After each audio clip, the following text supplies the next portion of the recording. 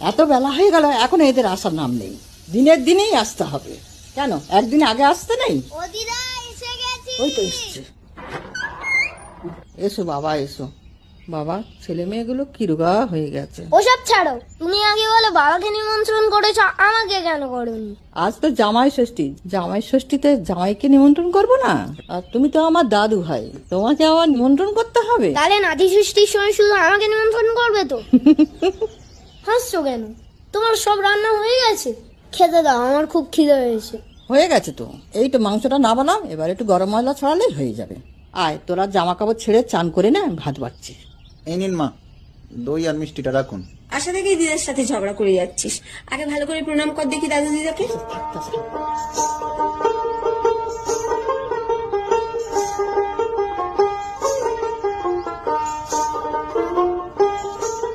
বাবাকে দই চিড়ে ফল এত কিছু দিয়েছো, ওগুলো আমাকে দেবে না? তুই ওগুলো খেলে ভাত খেতে পারবি তো?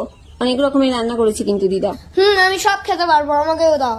দাঁড়া ভাই, আমি তোকে দিচ্ছি। না না, আগে বাবার থেকে একটু খেয়ে দেখ কেমন লাগে। শুধু দই চিড়েটা মাখিয়ে রেখে নষ্ট করবি। আচ্ছা ঠিক আছে, ও খাক না। তাহলে আমাকে কিন্তু বাবার মতন এত বড় একটা মাছের মুড়ো দিতে হবে। মুড়ো তো একটাই আছে, তোরা বাবার সাথে বস, যেটা ভালো লাগে সেটাই। আমার জন্য এটাও নেই, ভাল লাগে না ছাই। এবার দেখছি আমাকেও বিয়ে করতে হবে, তাহলে আমিও জামাই ষষ্ঠীতে নিমন্ত্রণ